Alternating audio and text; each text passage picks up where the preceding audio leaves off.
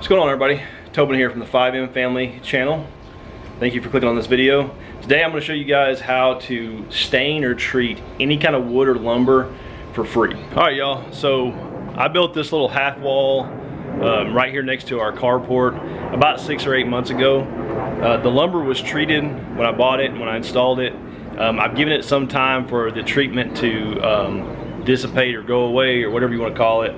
I haven't really done any prep on it. I washed it off with a water hose. I guess you could power wash it if you wanted to get, real, be real thorough, but I don't think it's gonna be necessary. And so I'm gonna show y'all how I'm gonna treat this for free and how I've treated other wood and lumber around our homestead for free. I've done this method on a trailer, on multiple flatbed trailer floors, on an archery target that we made. Me and the boys made some stuff like that. So let me get the stuff out here and show y'all what it's gonna take, and then we'll get started. All right, y'all, this is pretty simple. What I do is I save, this is used motor oil. It's pretty much completely full. I've got about 4 or 5 more of them. I save them when I change the oil in our vehicles, and I'm gonna use this to treat this lumber with. And then I've got a container to put the oil in, some gloves, and then I like to use a rag. It's faster and covers more area than a brush will, but you can use a brush as well.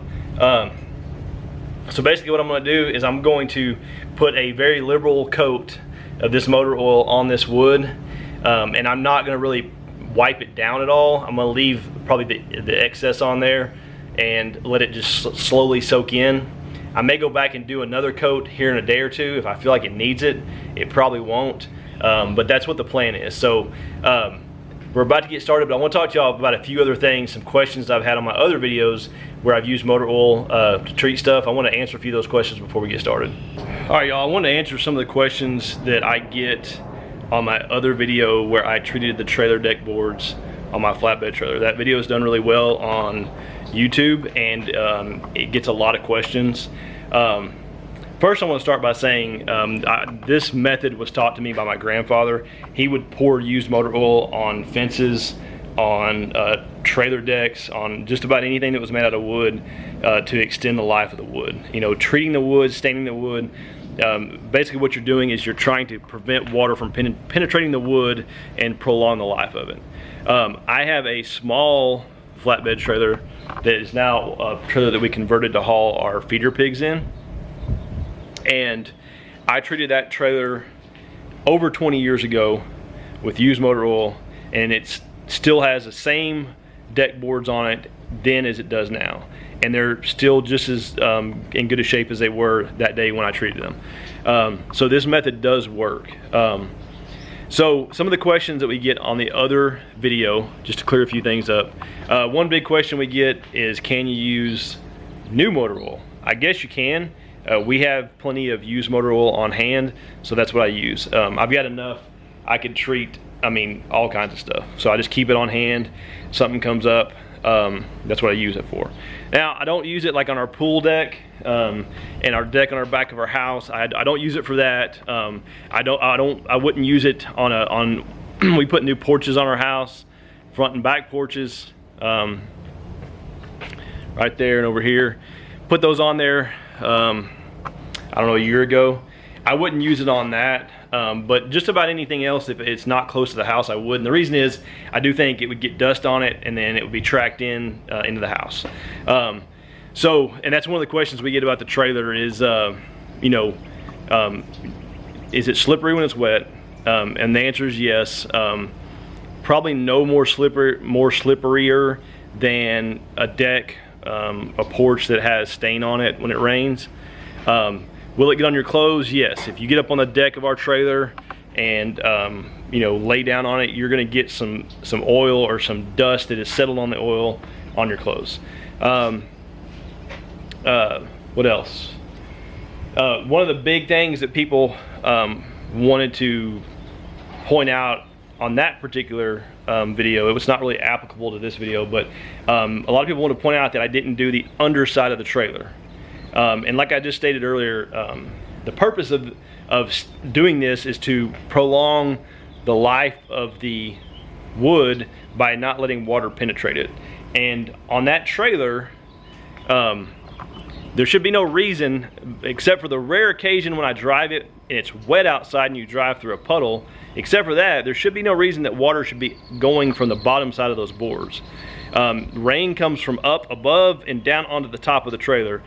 And I got it between the boards really well. So, and that's the same thing I did with the other trailer that I spoke about that I've gotten 20 years out of. So that's, just want to answer that question. That's my opinion on it.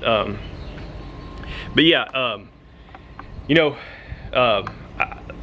one thing that this method would be great for, and I wish we would have been here when this the fence around our property was built, but all these posts around our property, they're all wood posts, and these bigger corner posts like over there and over here, some of them are literally like just hollow because they've rotted out from rain. These right here aren't terrible, but you can see you know, rain gets down in there and you can see that stuff has lost a lot of its integrity. And we're going to be replacing that fence in the near future, but you know, using oil and putting it down on that would definitely minimize the penetration of water in there and prolong the life of those posts for sure. I've done it on some other posts that we've added since we moved in here. On the other video, I used a little bit of diesel mixed in with the oil to help apply it a little bit easier. I'm not doing that in this situation, but if you have a situation where you want to make it a little thinner and make it easier to put on, you can add diesel to it. I think I added less than a gallon to a quart of, or to a 5-quart deal of oil, and put it in a 5-gallon bucket and use a mop to put it on there. So, but anyway, so there's not much to this, guys. I mean, I'm going to show y'all what I do, but basically, I'm just going to use that rag and just put a liberal amount on there, let it set. I'm going to give it a day or two to soak in, and if I feel like it needs another round, I'll do that as well, you know, in a couple days. But yeah, let's get started real quick.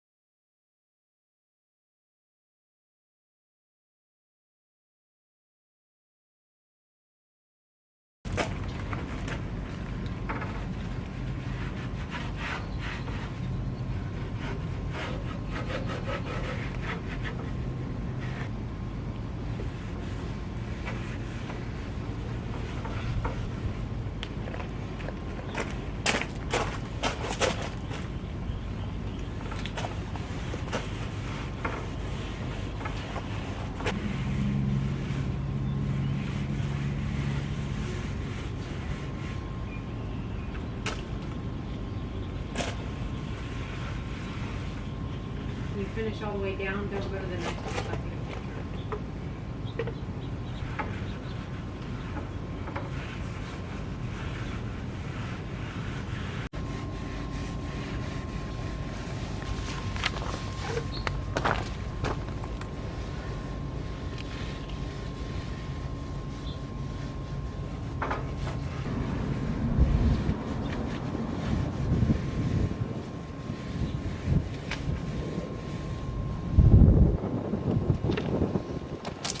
D6 now.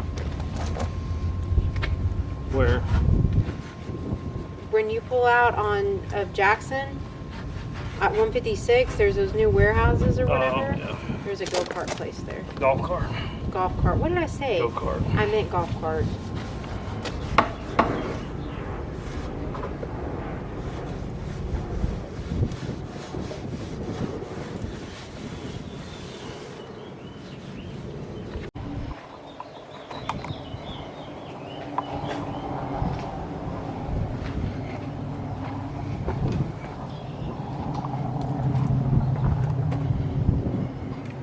All right, got it done. Did get a good leg workout in. Arm workout.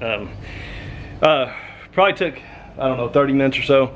I wasn't real careful about getting it on there super evenly. So some of the places where the oil splashed onto the untreated part and set there, those spots are a little bit darker. I think it may even out once it dries and soaks in a little bit. And of course I got some on the ground. I'm not too worried about that. It's gonna rain tonight. It'll wash away. I don't know if that's the best thing, but it is what it is. So yeah, all in all, about 30 minutes. I see a couple spots I missed I'm gonna touch up, but yeah, an easy, free way to treat or stain wood. And especially if you're not super concerned with it looking perfect, this is a cheap way to reuse some motor oil. So hope y'all liked the video. Go check out our other video. I'll try to put a link to it here at the end of this video. The one on our trailer, treating those boards on it. We appreciate y'all watching. Hit that subscribe button. We'll see you again.